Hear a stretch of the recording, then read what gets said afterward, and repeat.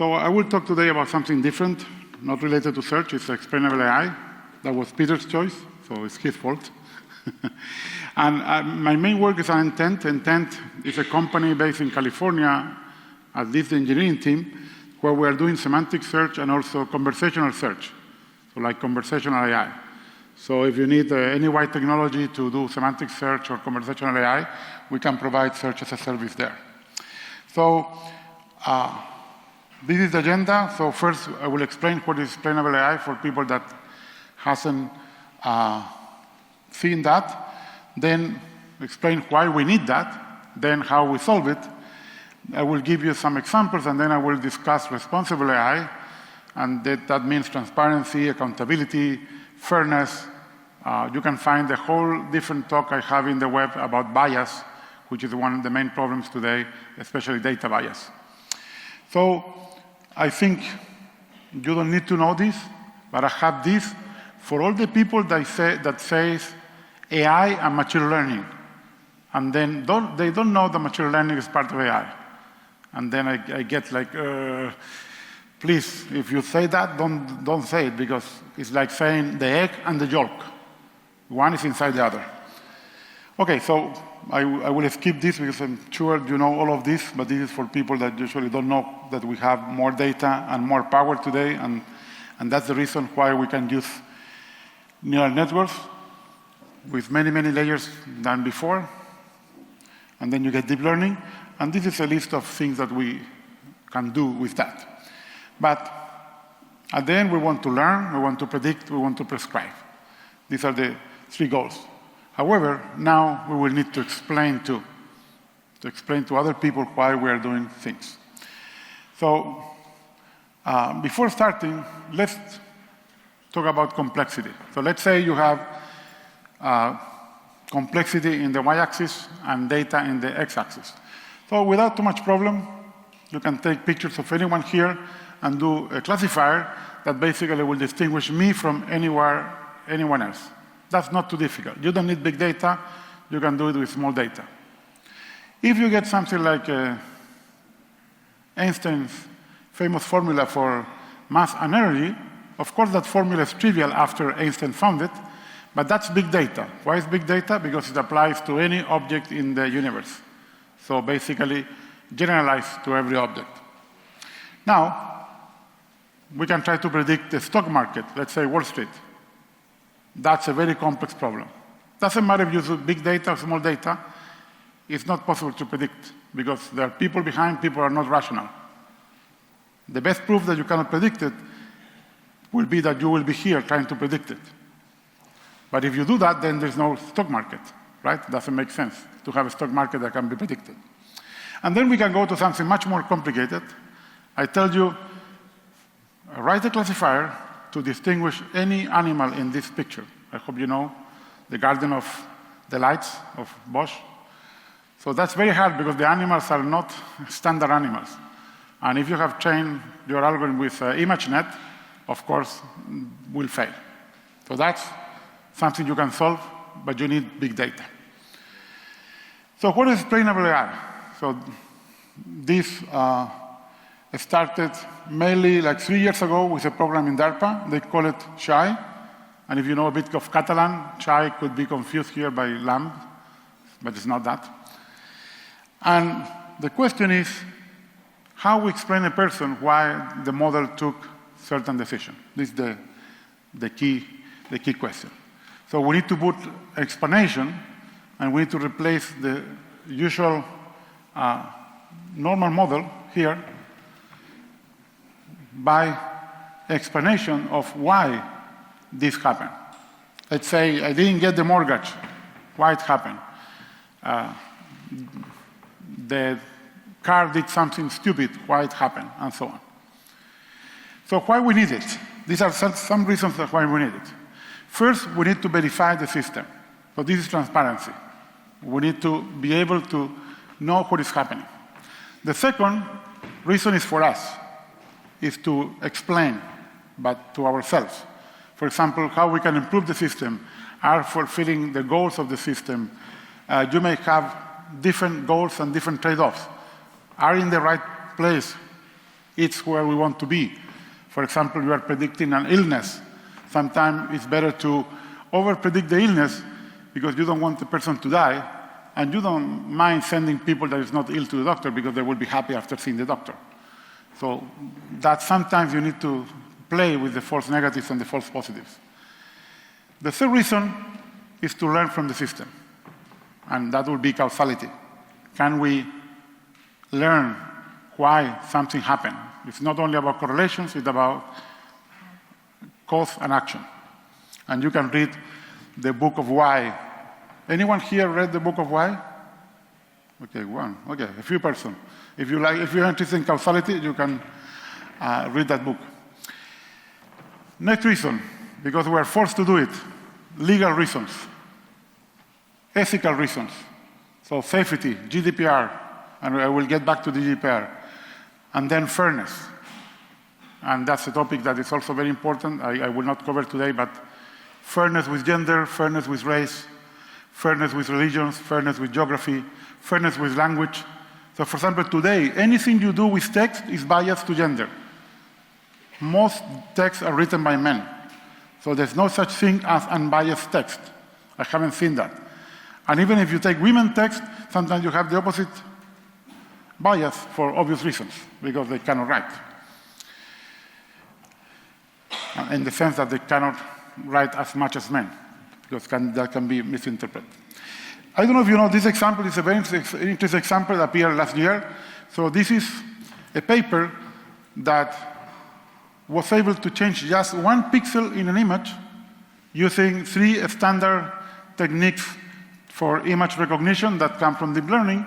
And then with 1 pixel, they were able to change the prediction of that system. So for example, here, this deer became an airplane, or this sheep became a car, just by changing these pixels, 1 single pixel. So what these models are doing, if with 1 single pixel they change, are really learning what is a deer, or are just learning patterns by coincidence? And I think it's closer to the second than to the first. It's not real intelligence. Let me give you 3 examples of bias. I think I have 3 examples here. So these are data from the UK. You can find similar data from the US. So if you are a black person, well, your probability of going to prison if you go to court goes at least 4 times larger than if you're white. In fact, if you're white, your probability decreases. So if you do any system that even don't take the demographics in account, and there's a very interesting paper by Kleinberg et al. Using the New York justice system, the algorithm will learn to be racist, even if you use just the age of the person. However, even that is racist will be better than judges. Why? Because they do always the same. Judges are very variable. Depends on if they slept well, if they had lunch or not, and so on. So at least it's much more fair in the sense that for the same kind of crime, you get the same kind of penalty. Today, justice is really, I prefer not to talk about that, really bad in many countries.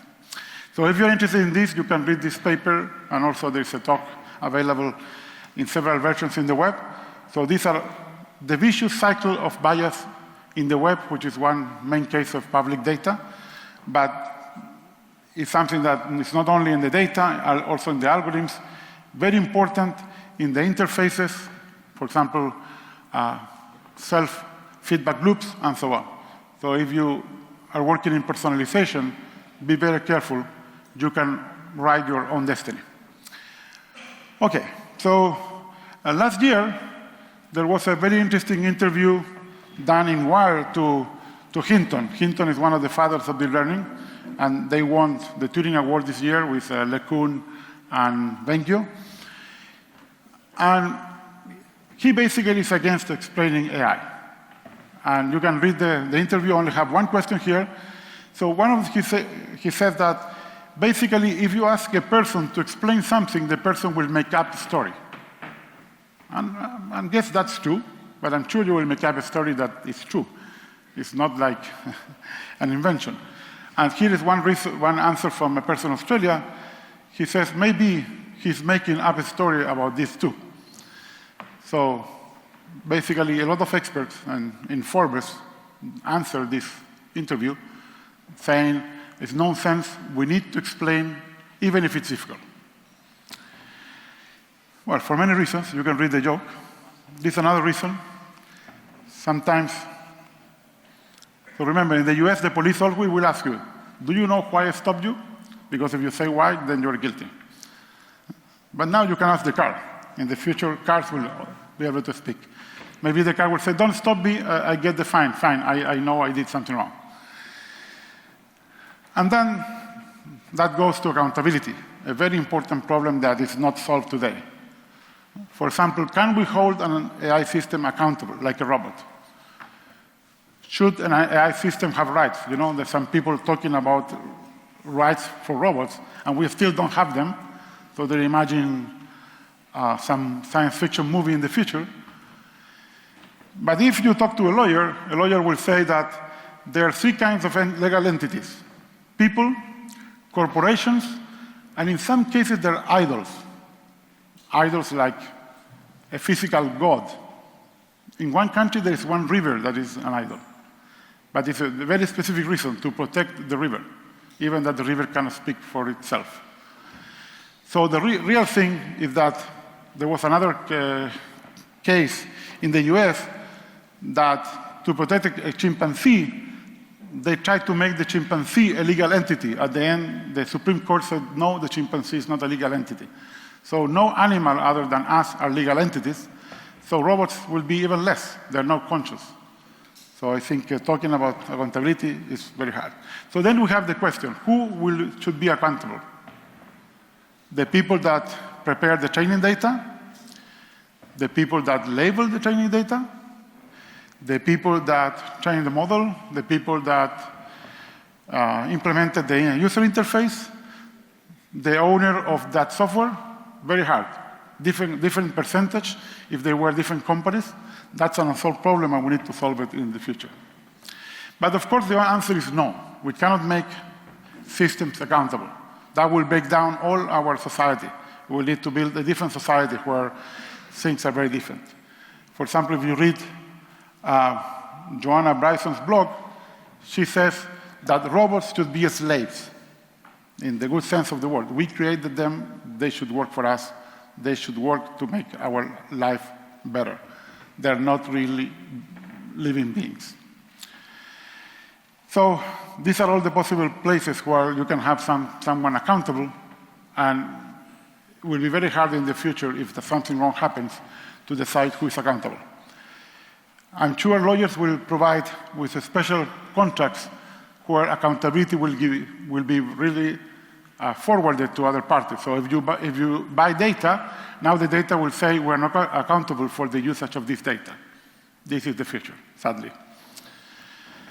So Joanna also has some different levels of explanations. So the first one will be the Hinton's choice. No explanation. It's too hard. It's too difficult. People will make up a story. The second possibility is explain the human actions that led to the system do something. And this is important for accountability, for understanding, or, for example, explaining what inputs resulted in what outputs. And here we have two different cases. One, I want to do experiments with a black box. I will get back to that when I show one way to do explainability.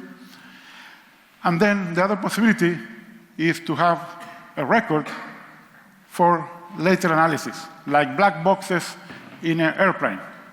So you can inspect them and understand why that happened. Or, for example, could be seeing exactly how the system works. This is the most difficult, so you see they are in level of difficulty. And, for example, could be good documentation, something that usually we don't do well. Like we don't like to write documentation, we like to write code, right? Or, for example, just making the model more transparent. Explain more about the model. For example, which are the main features, which changes will make which other change, and so on. So, of course, one is not an option. We need to explain for legal and ethical reasons. And then two, I would say it's compulsory. You need to do 2. And then maybe you need to do 3 when there's people involved. If you may harm people, you need to do 3. This will be at least the minimum for explainability. So the other question is, do we always need SHI? Well, no, of course not. Now, in the European Union, we use ADM, automatic decision making. Doesn't matter if the program is with machine learning or not. If any program could be a switch. For example, a switch in customs that you get a random green light or red light, this could be automatic decision making. So when do you need to do it? Well, many systems don't have any consequence, like, for example, web advertising, or a mistake on sending a letter, like postal code sorting. That's okay. Or the other case is the problem is so difficult and in real time that is much better than people that we need to have the system, otherwise it will be much worse. And the best example today is basically air controllers, traffic control. The system doesn't get tired, can work 24 hours without stop, and may react faster than people. People may be there just for special cases. So this is the question. Which systems should have AI, explainable AI, which ones do not? So this is the explanation framework. This is a zoom of something I had before. So you have an explainable model. You have an explanation interface. This is the person that wants to know what happened. And in some cases, the problem that this person is not there. This will be automatic decision making. And there, we need to remember, these are predictions. Have you seen a classifier that says, I don't know? I don't know why we're afraid to say, I don't know, when we really don't know. Like the threshold is too low, we shouldn't say it's a cat because we don't have an idea that it's a cat. So these are predictions, and many times the predictions are wrong because programmers force to have a result when the result should be, I don't know. And in that case, we need contestability. We need one process to be able to say, tell me why this happened, and here I have a disagreement, and you need to revise this decision. And there have been cases in the US that happen.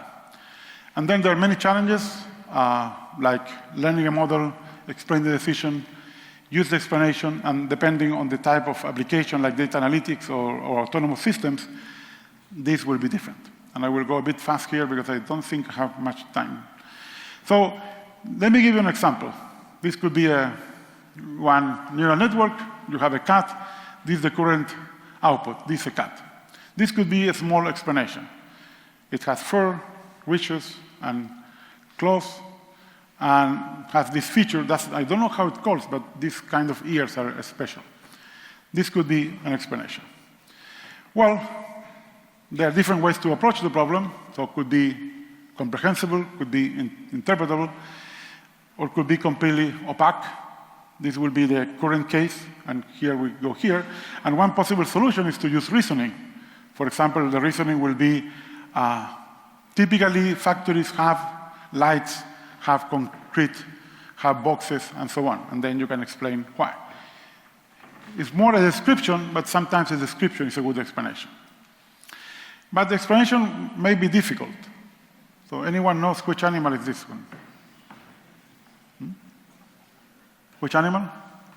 A cat. For us, it's very simple. Give this image to a machine learning model that was trained with ImageNet or something similar.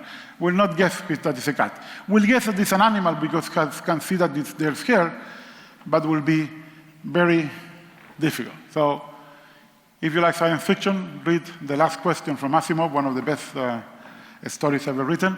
And this is when the system should say, I don't know. I don't know.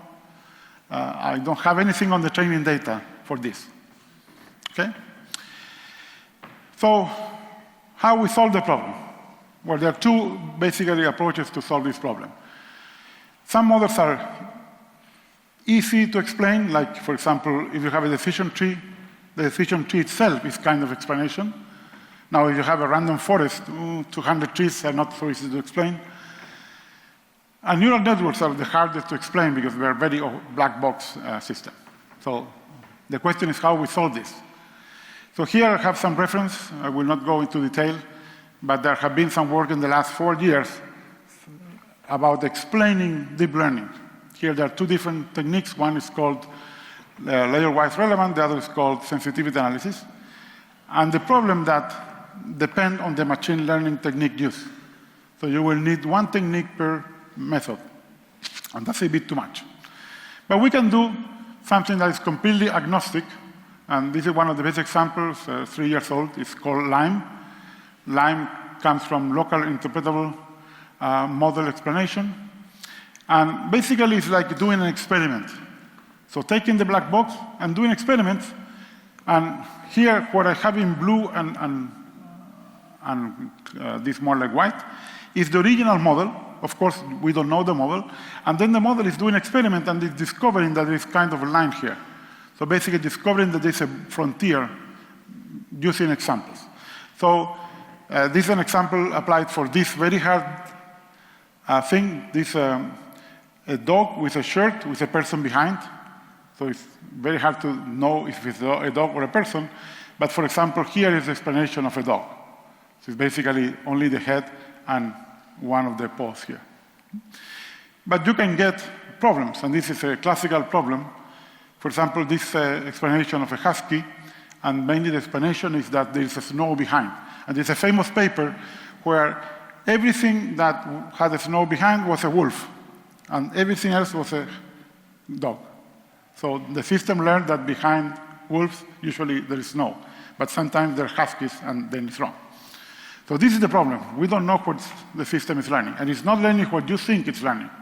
Even when the system says it's a cat and it's right, doesn't really know what is a cat, right? We know what is a cat. The cat knows what is a cat, but not the system. I think I will skip this. So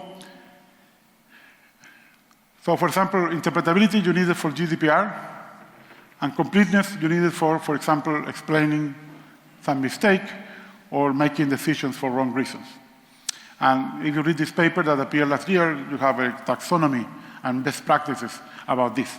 And I don't have time for this, so I will skip it. GDPR. Anyone has read Article 22 here? How many people have read Article 22? Only 2, 3? Okay.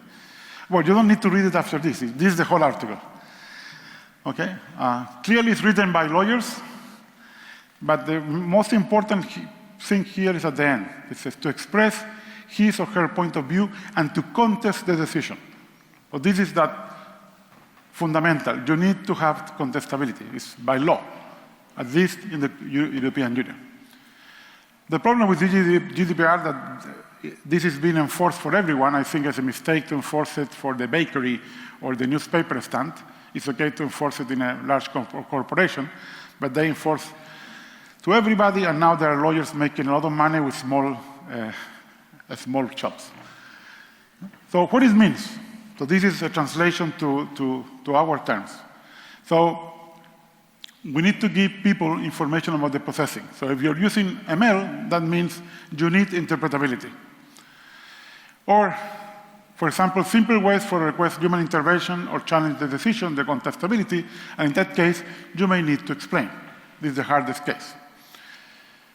And for example, this is not something you do once, it's something you need to keep doing, and if the model changes, this will change too. So you need to maintain it. Legal and ethical issues.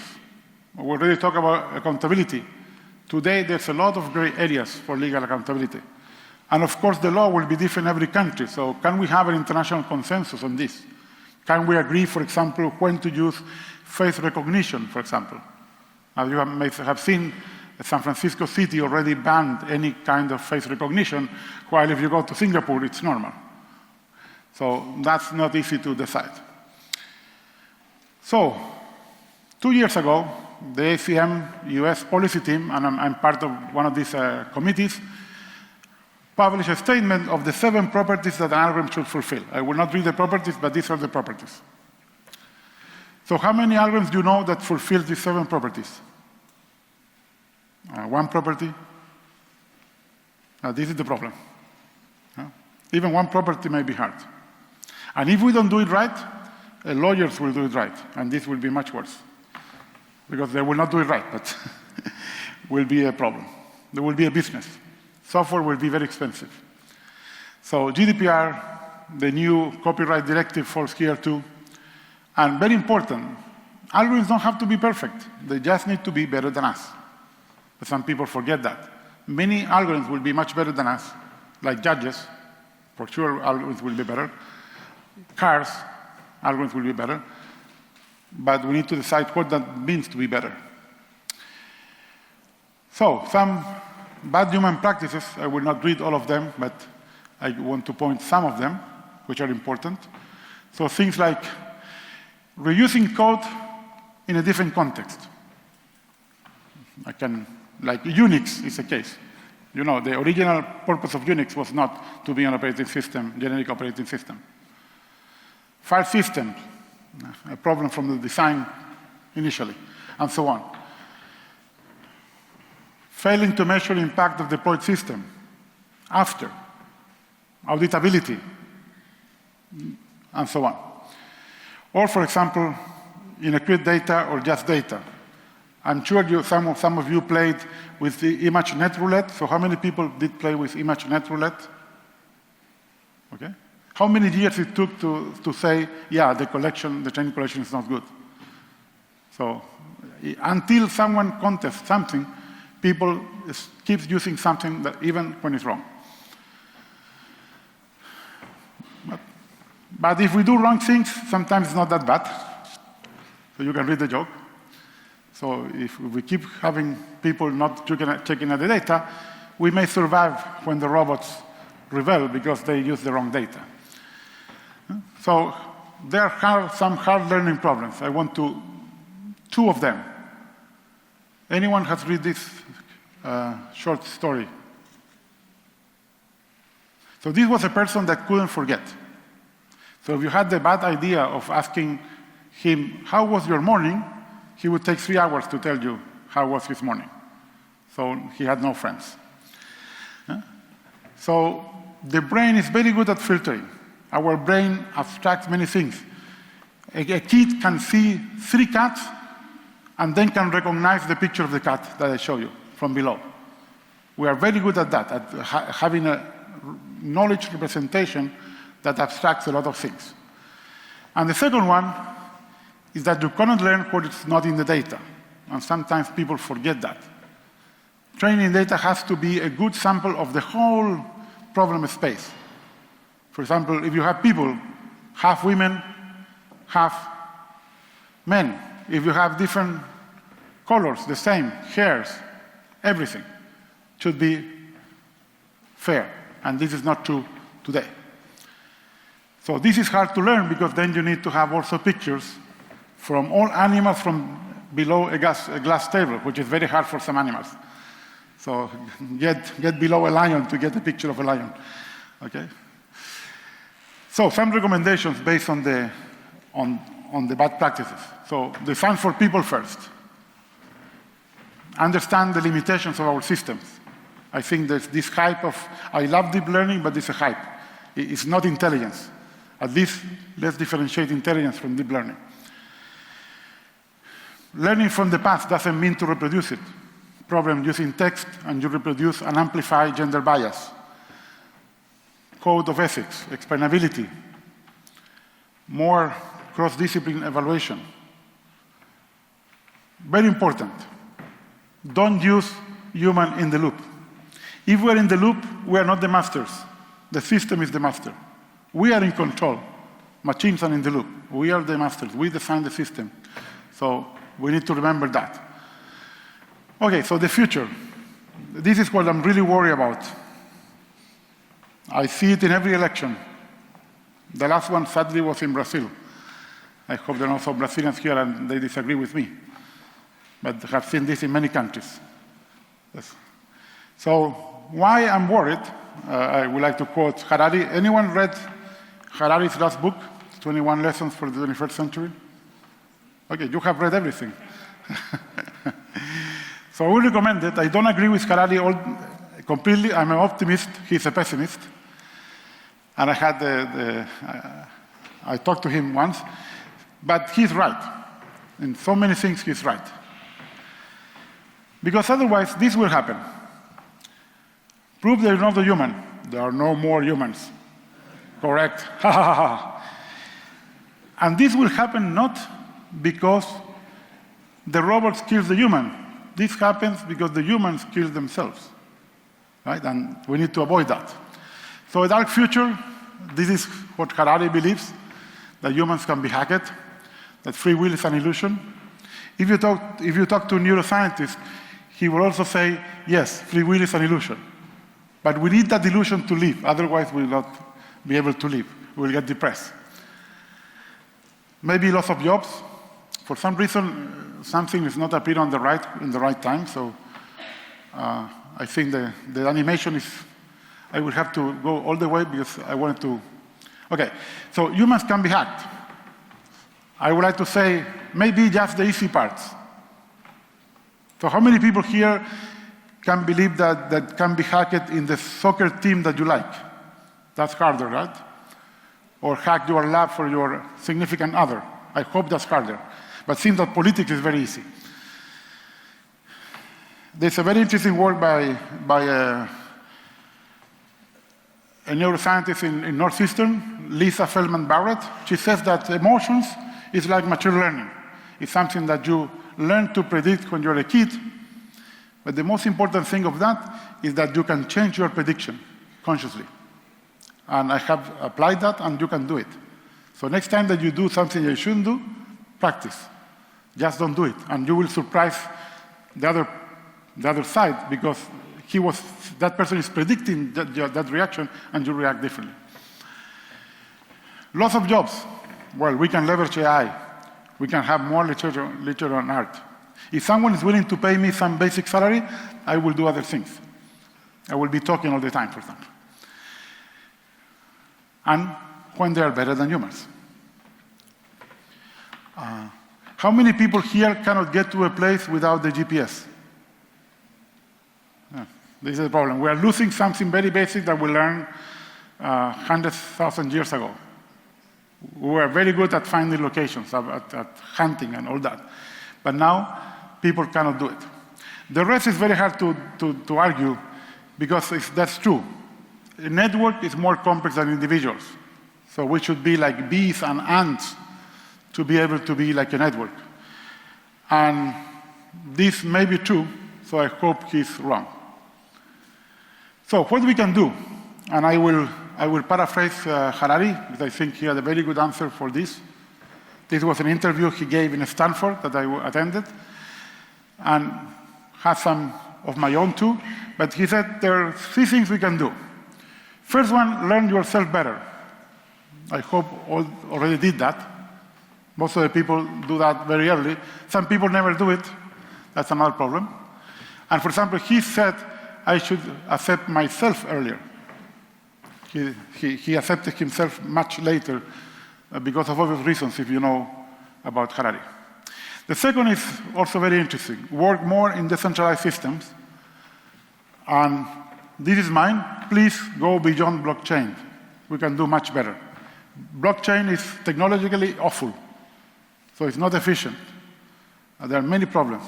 But I guess there's the only way that people have found to do this, although in many cases there are other cryptographic techniques that you can use.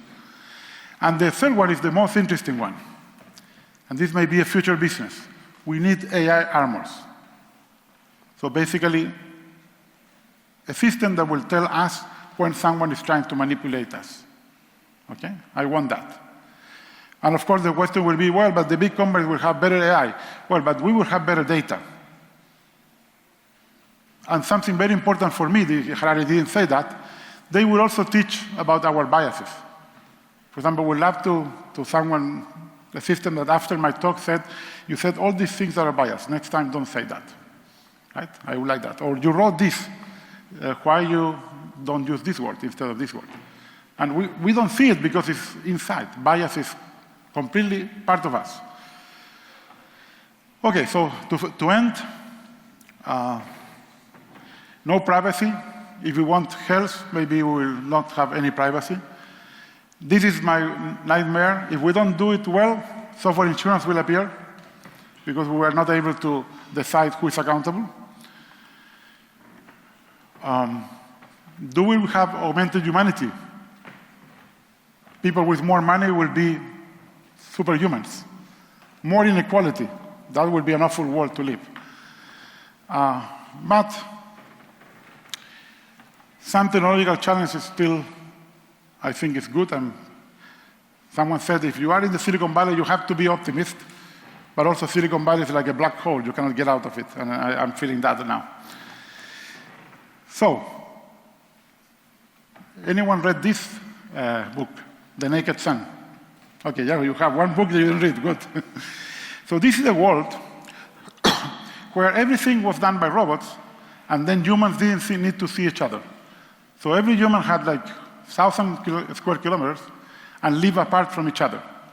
And the novel is basically about one crime that would never happen at that time, and then people had to see each other because of the detective looking at this problem. But here I'm looking more like this world, not the whole book. So the world is basically we're only talking through internet or so. Even today, some people talk only through the phone, even they're together. So this is the future, all the people like this, even that we're together. I don't know. But if there are nice aliens out there, please come soon. So Arrival will be my favorite movie. Someone that forced us to live together better. And I will finish with this quote from Harari. This is the pessimistic part. I hope this is not true. So thank you.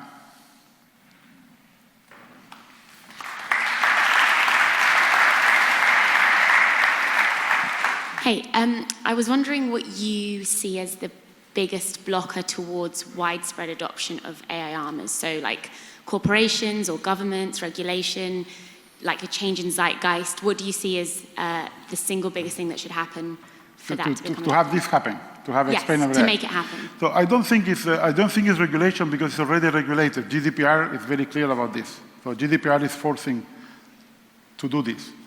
So I will say right now is that we don't know exactly how to do it. So I will say it's science, it's the computer scientists working more. A lot of people is working, but there are no standards on that. For example, we need to, I guess it's more like the industry need to reach consensus. There are some AI consortiums today, and they're working on that. But if someone doesn't say, okay, line will be the standard, you need to do line, this could be a possibility. It's not the best way, but at least it's agnostic to the technique, and you can do it very fast. Okay, you are forced to do, let's say, 1 million tests with line and test the system for gender bias, for race bias, for whatever we need to test legally, for example, if that affects people. So I would say that standards is the main problem today. So we don't know what to do. I hope it's not resistance from the programmers. That would be another problem. Yeah. Yeah, you mentioned that when AI causes some horrible catastrophe or causes some deaths or some other consequences, there will come some regulation according to, basically to limit how the software or AI should be used. So how do you have any idea how should it be regulated, or will it be how should it will be regulated basically? So that's a good question. I think GDPR is one extreme. Maybe I'm not in that part, but I will say the ones I put in green should be regulated, but the last one should left to the industry. So for example, how much we explain to the industry. But for example, when I said harm, I didn't mean physical harm like killing someone. I mean any kind of harm, because for example, not giving a mortgage to someone that really needs it will harm that person too. So I'm saying harm in any social sense. So for any system that affects the life of people, we should have it. So I think that should be regulated. Today, there's some regulation, for example, regarding financial institutions, that you have to explain to the people the main reasons why a decision was taken, but not exactly say the details. For example, the problem was your salary. but they don't know how little is to the, for example, the threshold to get the mortgage. But these things are already regulated partially in some countries. But we need the regulation because otherwise, this is more work, so people will not do it. Like any regulation, like accessibility, had to be regulated, so people do it. Hi.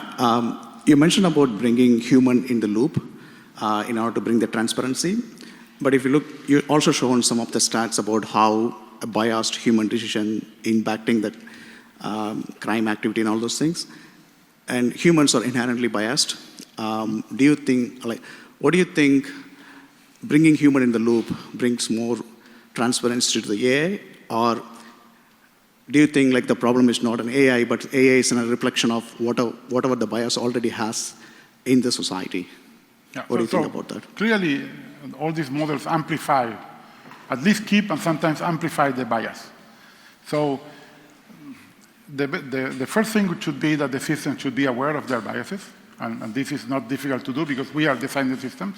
But the second thing I would like to see is that the system, if we have a person that is basically having this explanation, conversation with the system also should make aware of our biases.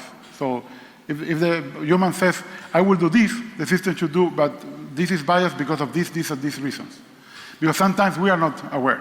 So it's a double game where the system should be aware of itself and also should make us aware of our biases. And this is something that is also, I think, a pending issue because no one is talking about that. I think even if we have systems that only makes aware of our bias, we will be better. And then we can take decisions better. At least more fair. Even that if initially we didn't think those were fair. So people can change.